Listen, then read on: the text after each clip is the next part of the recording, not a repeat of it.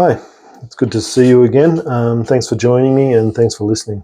Um, I've been doing a small series on anxiety and things that might generate anxiety.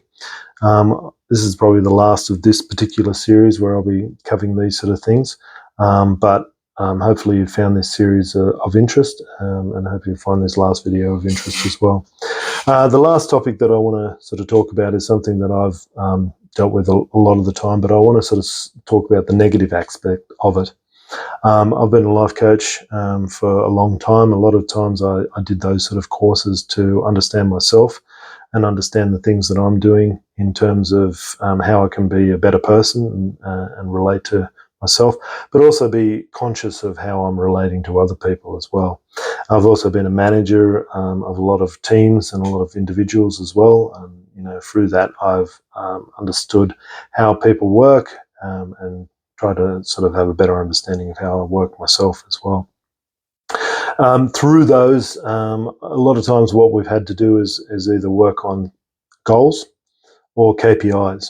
I find goals quite important, and I'll probably spend a couple of videos talking about goals because I think they are important. But at this point in time, I want to talk more around some of the negative aspects of this if you don't sort of allow good checking in on how your goals are going at a particular point in time, because I've seen the negative impact of goals, what goals can have as well. Sometimes you can have good goals. You've done the whole SMART, as it were, so they're specific, measurable, actionable, responsible, I think it is. I don't know what the R stands for, and then they're timely as well. And you've sort of measured it all out, and you feel like you can do these. But then a lot of times life can sometimes be, I won't say get in the way, but it can just be part of what's going on, and that can then put pressure on these goals. And if you aren't being realistic, because you still need to be realistic, that's what the R stands for, realistic. If you're not being realistic and checking in on these goals sometimes and sort of realizing that, I had a broken leg or something like that, so that took me out for, 3 to 6 months, so I couldn't really do anything on becoming the world's best basketball player because I couldn't run or walk or something like that. But you still keep that goal at the same sort of timeliness, then you're obviously going to have some anxiety about meeting that goal or actually being able to deliver on that goal. So sometimes you do need to be realistic around what's going on, and how is that goal really tracking. You need to sort of look at it and make sure that the goal is still becoming a positive influence on your life. Sometimes if you feel like you're not achieving and you're not achieving that goal, and it's quite important to you, it can have that detrimental effect of actually then starting to have negative thoughts. You're thinking about it all the time. You're starting to sort of say, you're never going to achieve that goal, or you're really getting hung up on what you're not doing rather than what you are doing. And so it can actually become something that sort of spirals a little bit out of control before you even know it. Suddenly the goal, which was something really exciting and something wonderful that you would have been excited to achieve, is now becoming like a noose around your neck or a lodestone that's weighing you down.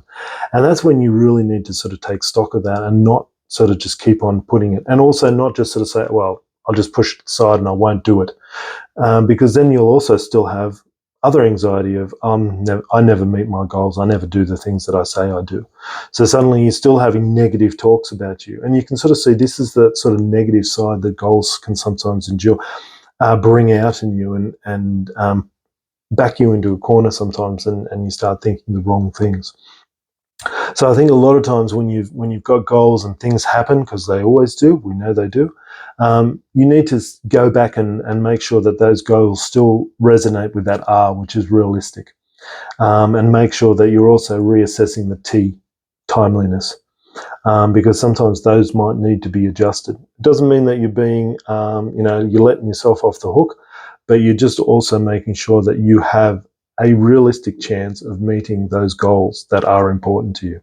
So goals can actually sometimes provide that anxiety because you feel like you're not achieving, you're not hitting the goals, and you're not getting to where you want to. So you need to make sure that those goals are actually actually doing the right, having the right influence on you, being positive, and they're actually doing the things that they need to do, and not making you sort of feel like you are just not getting what you need out of them. So if you are using goals to get yourselves, make sure they're not actually having that negative effect on you in terms of anxiety. I will be talking about goals later on because they can be positive and they can really have purpose behind you and give you that purpose. So they can have a real positive impact on you as well. So make sure you're using it in the right way. So look after yourselves, and thanks for the time. And I hope to see you again in the next meeting as well, or the next video.